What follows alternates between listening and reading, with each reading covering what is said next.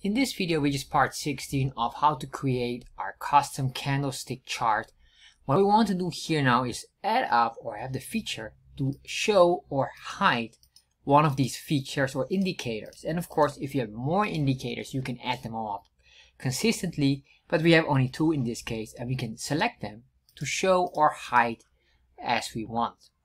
So let's start to look how to do this.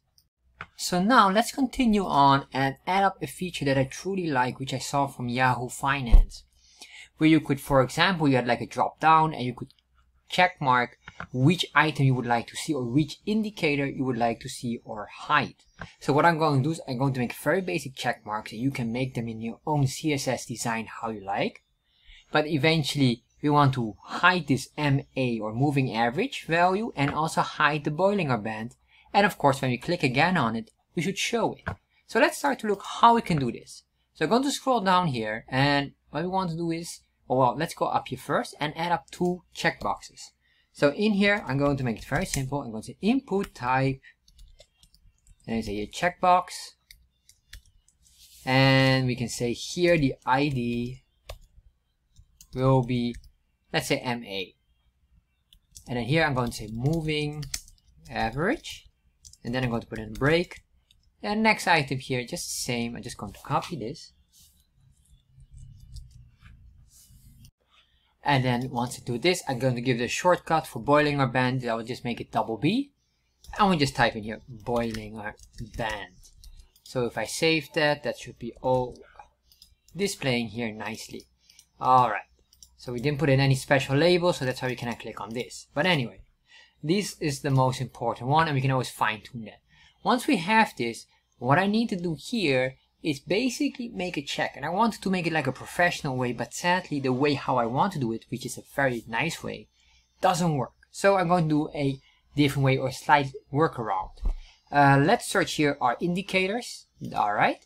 And then in here, basically, what we're going to do is quite simple. We're going to grab the ID, and with that ID, we can just check if it's check marked or unchecked, and if it's checked, then we're going to say show this. So I'm going to do here the following. I'm going to create an if statement, and all I'm going to say here is well, let's make a constant here, constant, and say here this would be MA equals document dot get element. No, not like that.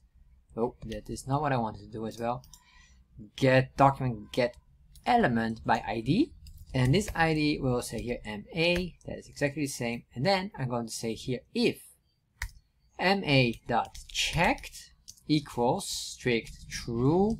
In that case, I want to show this moving average, or basically doing this here. So I'm going to cut out this, put it all in here. Give this a proper indentation. There we are. So now we have the first one, and then of course we can just do the same for the Bollinger Band. I'm going to grab the constant and this, scroll down here, and then in here we can just do it between here, and I can remove this console log, has no value anymore. And then here I'm going to say here BB for the Bollinger Band. Do the same here, and here I'm going to say if the Bollinger Band, oh, like that, is checked equals true. So if that is the case, everything here, all of this here, should have a indentation. Alright, let's do it like that, and then we can say here, there we are. So if I save this now, refresh, it doesn't show, which is correct. Of course, if we check mark here, it doesn't work as well. So the reason why this doesn't work is, even though it will find it as true, it needs to update. So that means that we need to do one final item here, is create a function for the update. So I'm going to scroll all the way to the bottom here, and what we're going to do here is basically create the function, and this function is just very straightforward. I'm going to call the update function, and you can give it anything you want, and all this does is my chart dot update. I was hoping to get a far more better way to do it by using the plugin features, but it doesn't work. So this is the reason why I'm doing it like that. Of course, if we do this, we're still not doing triggering, or we don't trigger yet anything. So what we need to do here is on click, this should be triggered. So I'm going to scroll up, scroll all the way to the top, or we can do an add event listener. It's up to you. In this case, This is a bit shorter, but not always very desirable, but for me, this is a nice, easy way to do it. And of course, you can fine tune it to how you want it. So what I want to do here is on click, trigger what function? Well, the update function. When we click on this, so I will do this, there, save, refresh. So now if I click on it, there we are. And if I click on this, there we are. And if I click again, absolutely phenomenal. And this is quite nice. And this is a very simple feature that also Yahoo Finance have. And so this is quite nice and professional. And of course, we can add up many other indicators like this without any problem.